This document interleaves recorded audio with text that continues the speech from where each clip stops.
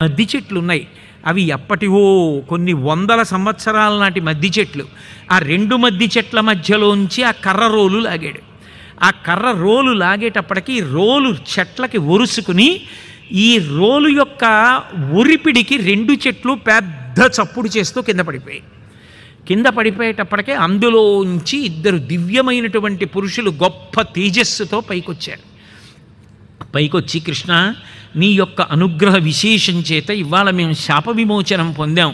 స్వామి, నీకు నమస్కారాలు. మేము భక్తితో బ్రతికేటట్టు ఇకపైన ధూర్తమైన పనులు చెయ్యకుండా మమ్మల్ని అనుగ్రహించమని నీ పద్యావళులాలకించు చెవులున్ నిన్నాడు వాక్యంబులన్ నీ పేరన్ పనిచేయు హస్తయుగమున్ నీ మూర్తిపై చూపులున్ నీ పాదంబుల పొంత బ్రొక్కు శిరముల్ నీ సేవపై చిత్తముల్ నీపై బుద్ధులు మాకు నిమ్ము కరుణన్ నీ రజపత్రేక్షణ. ఓ స్వామి, ఇక పైన నీ యొక్క పాదముల దగ్గర వంగి నమస్కరించగలిగినటువంటి తల, నీ పేరు మీద ఏ పని చేసినా భక్తితో చేతులతో చెయ్యడానికి కావలసినటువంటి ఆర్ద్రత కలిగినటువంటి భక్తితో కూడినటువంటి హృదయం, వీటిని మాకిప్పించు అని చెప్పి ఆయన పాదముల మీద పడి నమస్కరించి వెళ్ళిపోయారు. వెళ్ళిపోతే ఈ చెప్తున్నటువంటి శుకబ్రహ్మని అడిగాడు. తన కట్టు తాను విడిపించుకోలేని అమాయకుళ్ళ ఏడుస్తూ రోలు లాగుతున్నటువంటి చిన్ని కృష్ణుడి నడుము కట్టబడినటువంటి రోలు తగిలి అసలు ఆ చెట్లు ఎందుకు పడిపోయి అందులోంచి వచ్చిన దివ్య పురుషులు ఎవరు అని అడిగాడు. అడిగితే వాళ్ళిద్దరూ నలకూబర మణిగ్రీవులు, కుబేరుడు యొక్క కుమారులు. ఆ కుబేరుడు నవనిధులకు అధిపతి, మహదైశ్వర్యవంతుడు. అంతటి ఐశ్వర్యవంతుడి కొడుకులు కాబట్టి వాళ్ళు విశేషమైనటువంటి గర్వాన్ని పొందారు. అది చాలదన్నట్టుగా మధిర సేవించారు. ఆ సురాపానం చేసి ఉన్నారు. దానికి తోడు పక్కన కామిలులైనటువంటి స్త్రీలతో కలిసి ఆకాశగంగలో స్నానం చేస్తున్నారు. అదే సమయంలో నారద మహర్షి ఆ మహతి వీణ వాయించుకుంటూ భగవన్నామని చెప్తూ వెళ్ళిపోతున్నారు. కనీసం అటువంటి భాగవతోత్తముడు మహానుభావుడు నారద మహర్షి కనపడ్డాడని లేచి నిలబడి బట్టలు కట్టుకుని నమస్కరించాలన్న స్పృహని కూడా కోల్పోయారు. ఈ స్త్రీలు మాత్రం గబగబా బట్టలు కట్టుకుని ఆయనకి నమస్కరించారు. వీళ్ళు మాత్రం ఒంటి మీద బట్ట లేకుండా అలాగే నిలబడి నమస్కరించకుండా ఉన్నారు.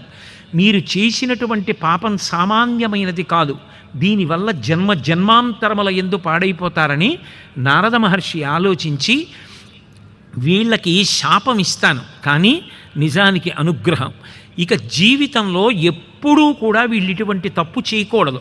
కలవారి సుతులమనుచును కలకంఠుల తోడ కూడి కానరు పరులన్ కలలో నైనను వీరికి గలకావర మడచి బుధుల చేర్చుట యొప్పున్. వీళ్ళు బాగా ధనవంతుల యొక్క బిడ్డలమని గర్వంతో కళ్ళు మూసుకుపోయి ఉన్నారు.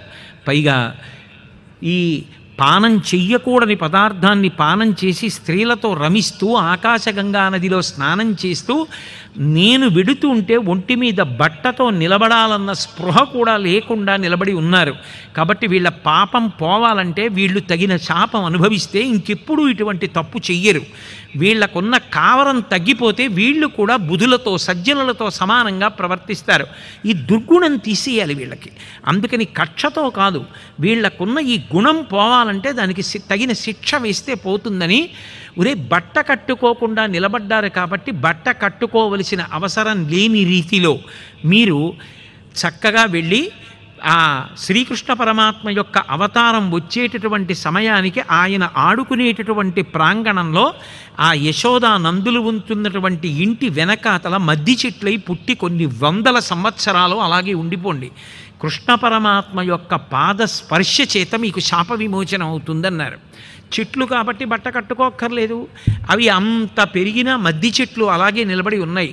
కృష్ణ పరమాత్మ యొక్క పాద స్పర్శ చేత రెండు చెట్లు పడిపోయి అందులోంచి మళ్ళీ ఆ యక్షులు పైకొచ్చి శాప విమోచనం అయిపోయి భగవంతుడికి నమస్కరించి జన్మ జన్మాంతరముల యందు అటువంటి దోషం కలగకుండా ఉండడానికి భగవంతుణ్ణి ఏది కోరుకోవాలో అది